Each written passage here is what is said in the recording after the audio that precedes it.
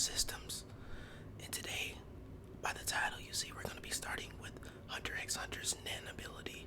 So this can get a little bit confusing. So we're going to split this into two parts. But let's go ahead and get started. So tonight we'll be breaking down one of the most complex and carefully created powerful systems in anime. And that is Nen from Hunter x Hunter. And that was Nen from Hunter x Hunter. Nen is not just a power, but it is personality, discipline, and risk. So with that being said, let's go ahead and get started. First, you're probably asking, what is Nen? Nen is the ability to control your life energy, also known as aura. Everything living being has aura. Only Nen users learn how to sharpen it and control it and weaponize it. What makes Nen special? It is that it rewards understanding and not raw strength. And that was it. What makes Nen special? It rewards understanding and not raw strength. That is important to remember going forward. The smarter you are with Nen, the stronger that you become. The four major Nen principles: before abilities, before combat, and before power. Nen begins with four foundations. And this is all for the people that necessarily, maybe this can help you get into Hunter x Hunter, but for all my Hunter x Hunter lovers out there, you know. So let's go ahead and 10, aura containment. 10 is the act of keeping your aura close to your body. It forms a thin layer of protection around your skin. 10 prevents aura leakage and slow aging and creates basic defense. Every Nen user learns 10 first. Without 10, you cannot survive Nen combat. For an example, would be when Gon and Killua were in the tournament and they were getting taught. That's probably one of the first times that we came across and were have experienced actually some form of Nen being explained in some way, Zenitsu, aura suppression. Zenitsu is the complete shutdown of your aura. Your presence disappears and your aura becomes silent. This is used for stealth, recovery, and hiding from enemies. But there is a danger to this. If you're struck while in Zenitsu, you take massive damage. Zenitsu is calm but vulnerable. Next is Ren, and that is aura expansion. And that was aura expansion. Ren is the opposite of Zenitsu. Instead of hiding your aura, you release it. And your aura becomes aggressive, intimidating, and overwhelming. And that was overwhelming. Ren boosts physical abilities but drains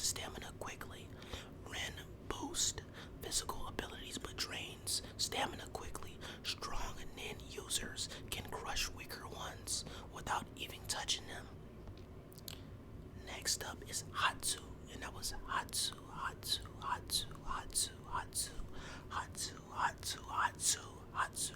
Personal expression. Hatsu is your unique Nen ability. It is shaped by your mindset, your habits, and your emotional nature. Hatsu is not chosen randomly. It is a reflection of who you truly are. Remember, the Nen type system, every Nen user is born closest to one main category. There are 6 Nen categories. Let's go through them slowly. But then remember that there is 6, and pay close attention to these because some people are going to be other ones. And drop down below what you are most similar to. And I'll also let you know which one I'm most similar to. Enhancement strengthens the body. Enhancers increase power, speed, and durability. Gon Freaks is an enhancer. His ability, John can focus all his aura into one punch. It is simple, honest, and extremely dangerous. Yuvujin, another enhancer, was able to tank bullets and destroy enemies with raw force. Enhancers are straightforward but predictable, so enhancers are pretty much just your bruisers, your one-hitter quitters. You can really just sum it up to them having this ability to be able to overpower another person in every which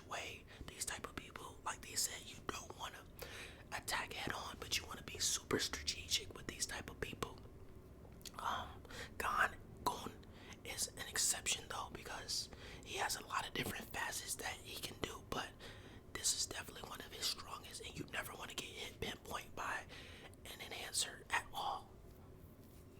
But this is probably one of the most simple ones. So next up is emission, and that was emission, emission, emission. Emission allows aura to leave the body. This is used for long-range attacks, projectiles, and distant combat. Leorio uses emission to punch from afar. Razor combines emission with raw strength to create devastating aura attacks. Emission users excel at control from distance but lose efficiency up close. Leorio, everybody knows, and then Razor. So this one, emission, is probably one of the more boring ones if I'm being honest with you. This one is definitely useful in a team aspect. Long range attacks and projectiles in distant combat. But yes, like it says, it's very self-explanatory. You want to just keep the fight at a distance. There's a lot of people in this show, personally though, that like to get hands-on up close.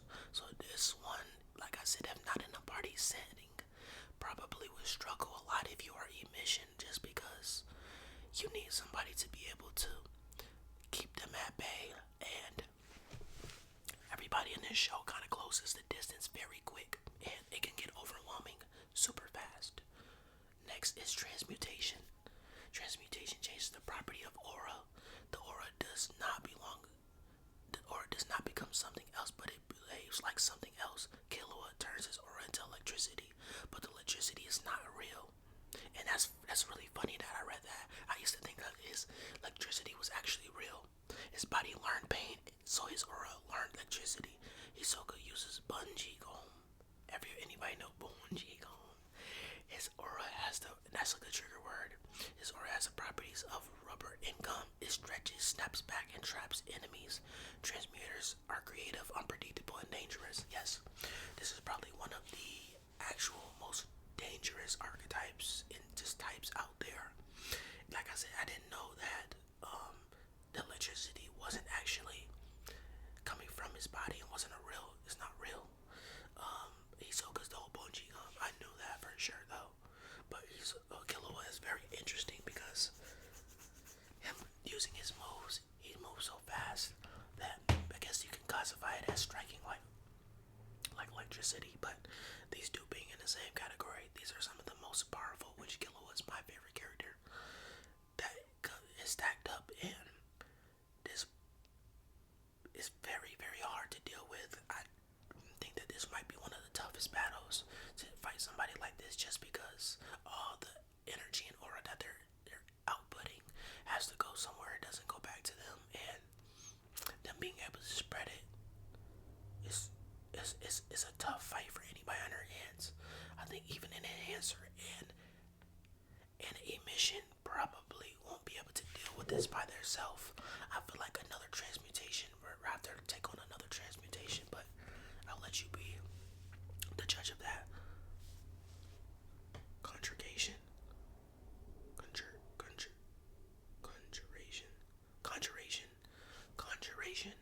Conjuration creates physical objects from aura. Kurapika conjures chains, but these chains follow strict rules. Only one chain can be used on the Phantom Troop. If he breaks that rule, he dies. Kite conjures weapons but cannot choose which one he gets. Conjurers rely on planning, precision, and limitation. I feel like if I was one, I would be a conjurer for sure. And I say that just because I'm always well thought out, and I'm always super strategic about the things that I do. I feel like this category fits me, and Kurapika is definitely one of my favorite characters outside of Killua. Kurapika is just a masterpiece within himself, especially Kite. Kite as well has an amazing power ability, and it's so very interesting seeing these people with their powers. Kurapika being the exception though. His story, Phantom Troop arc, is one of the best. You gotta check that out. It's one of the most popular. I know a lot of people say Greed Island also is one of their favorite. So it's a toss up, but of course, Avengers being one of the most popular. But yes, back to this. This actually category is amazing. If I'm being completely honest with you, um, we could talk more about these two all day. But yeah, this is one of the more interesting ones because it's super unpredictable. But if you somehow strike gold and you get what you need, it's an unfair advantage. But it can be it can be super unpredictable. And if somebody comes at you better planning and kind of comes at you, then you might be in trouble just because if they know how to out edge you. Next is manipulation. Manipulation controls people or objects. This type almost always requires conditions. So this is one of the more control specific ones. Illumi, Killua's brother, uses needles to control bodies. Shalnark uses a phone to issue commands. Shalnark fire. Manipulators dominate the battlefield when prepared, but without setup they are vulnerable, which is true. But they tend to always be prepared. I have not really witnessed, from what I remember from Hunter x Hunter, of a manipulator being underprepared, if I'm being completely honest with you. But this one is very, very niche, and like it says, it always requires conditions. So people that usually are follow these conditions are always well put together and always ahead of the curve. Next is, well, last one is specialization. Specialization breaks all rules. It cannot be learned. It simply appears. Kurapika becomes a specialist when his eyes turn scarlet. His nin ability changed completely. Grollo can steal nin abilities and store them in a book. Specialists often pay heavy prices for impossible power. Yes, so Grollo is another one. Of course, a lot of people's fan favorite. Having the book. If I do remember with Grollo, is that when he uses his ability, he can't use that again. In a short amount of time, where he loses it. I'm pretty sure that's what it is. But he has so many of them stored up in that book, which I love that about him. Is that having this book and being able to pull anything out is so fucking fire. Like, it's one of the best things to possibly come across, and I think that's what makes his character so amazing. Yes, his design is great, but having this book with so many different things and it's so crazy. And then yeah, Krabby goes when his eyes turn scarlet, Thousand Chain, and just so many other things. His weapon, weaponization just opens up, and it's crazy. It's night and day. It doesn't really do it justice. You have to watch Kurapika at work. He really lays it down. Both of these characters really, really are in-depth specialty characters. I'm still curious about the battle between Grollo and Hisoka. I know it's only in the actual manga now, because they were supposed to face off in the anime, but it didn't happen. And that was a fight that I missed. I'm so curious about it, so I probably have to go check that out. Next is Nen conditions and vows.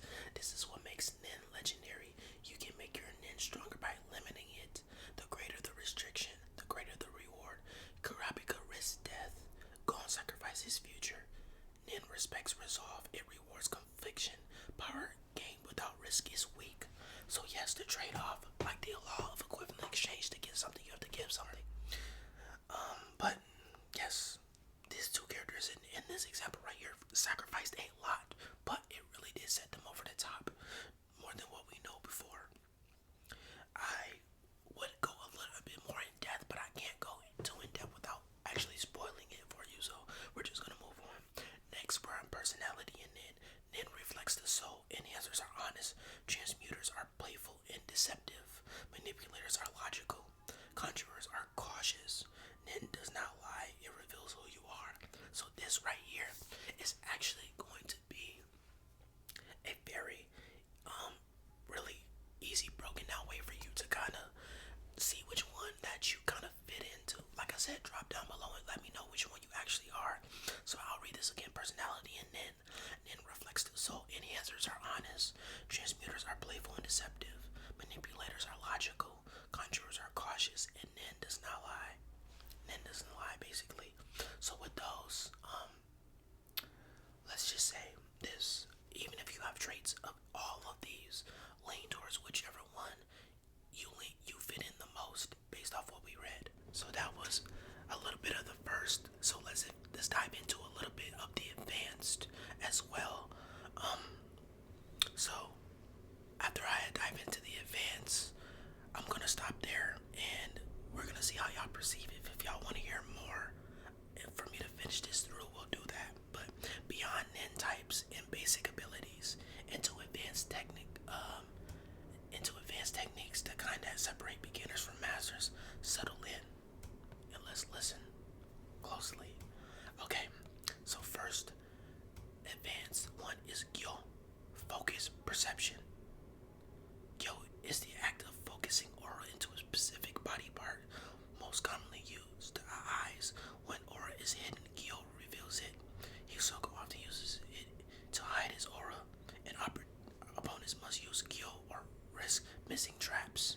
Using Gyo drains aura, which means if you focus too much, you leave other areas exposed. Gyo teaches balance and not obsession. So these are advanced, but these are definitely some of the abilities that show you what makes a basic Nen user into a more advanced user, and you can kind of tell it during the show. There's a lot of people that definitely have simple, simplistic Nen abilities, but they get outstumped and trumped over when they can't hang, because there's a lot of people that are really good at certain things, and these put them into perspective. Next is in, and that is concealment.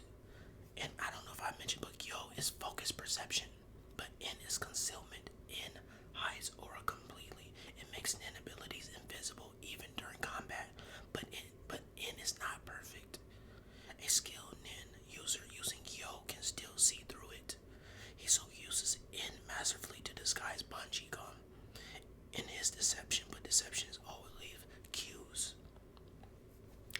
Next is in. That was in. This is in. Aura domain. In is one of the most terrifying techniques. It expands aura outward, forming a detection field. Anything that enters in is instantly felt. Strong users can sense movement, intent, and even emotional shifts. Neferpitou in covered an entire forest. Yes, Kite felt it instantly. Maintaining in requires focus, stamina, and immense control. That is one of the harder abilities. But yes, when this is done, it kind of is, like it says, you cannot hide, you cannot run. Any little move, any little shift, the fear, the anger, the sadness, the happiness will all be felt. And it's only a matter of time until that person hunts you down and gets to you.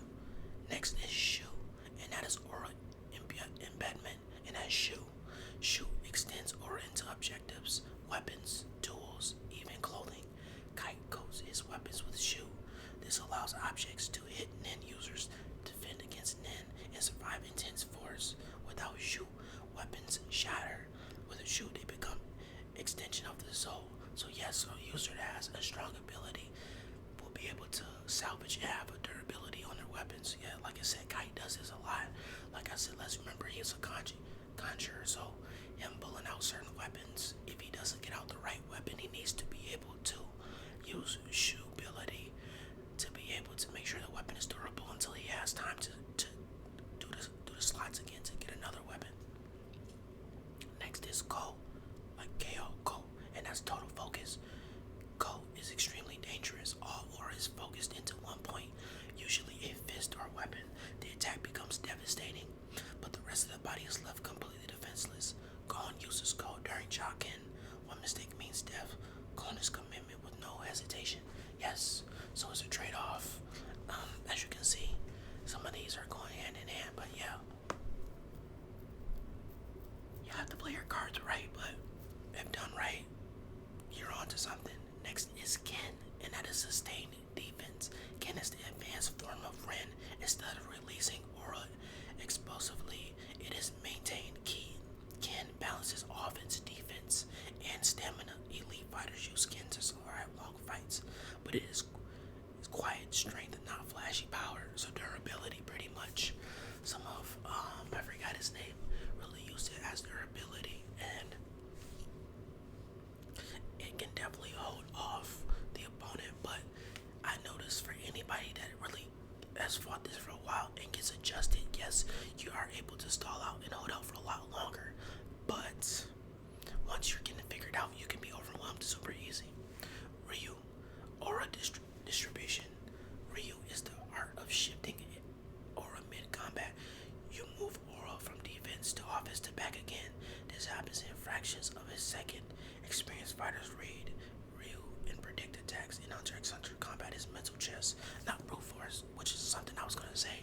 It's why I mentioned to y'all earlier about the different ones and how it seems very simple when you say going versus Loyorio is an easy fight and Gon should overpower him, but it's not about brute force. Yes, Gon has an ability, a Jokin, to be able to overpower you, but that is what makes Hunter x Hunter great because it's all about matchups. You may be matched up with the same type of Nen user, but you may struggle, or you may be matched up with somebody that you normally shouldn't struggle with, and it'd be easy. It's all about the person's mastery and also their mental and combat knowledge.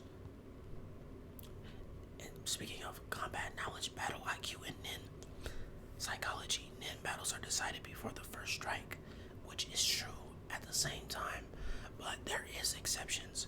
Reading habits, timing, and emotions. Hisoka fights for curiosity, not victory. Kurapika fights for hatred and precision. Grollo fights like a strategist, never revealing his full hand. Then rewards patience, observation, and self-control, which all these are right. What I don't agree with is it is decided before the first strike. They're not wrong, but there is times where things can be decided very quickly. So I have to kind of disagree with that. Well, not decided very quickly, but can be drawn out to have an advantage. Nen growth and experience. Nen does not scale literally. Power spikes come from life or death moments, emotional resolve, and understanding limits. Gon's transformation was not growth, it was contract. He traded everything for one moment. Nen never forgets the price, which is true. Why Nen feels real. Nen has rules, consequences, and sacrifice. Abilities fail, plans collapse, and overconfidence kills. There are no guaranteed victories, only choices and costs. This is what Nen feels like. And Nen mastery is not about strength. It is about awareness, discipline, and acceptance. Power flows where intent is clear and fades where resolve wavers. And that was pretty much advanced Nen. So much for getting to the end of this video. That has been a little bit of the Hunter x Hunter power system, some of the basics, and then a little bit of the advanced. We can create another part 2, but I'm going to leave that up to you to determine if you want to see more. After we're done with this, we're going to break down other power systems as well, new ones that are new to me, or maybe new to you as well as some ones you already know, to get us more enticed to want to watch or read these shows. So thank you so much for getting to the end of this video. I just thought that the beginning Nen power system would be a good one to start off with because who doesn't love Nen? And this has so many different layers to it. Hunter x Hunter is amazing. But it's me and man. Comments.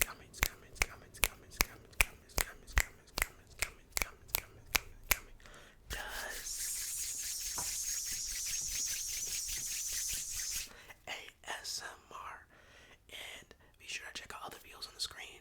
I just checked today, so we're over 2,400 subscribers. Thank you all so much. We're getting close to the 2,500. I'm so thankful for you all. And I will see you all in the next video.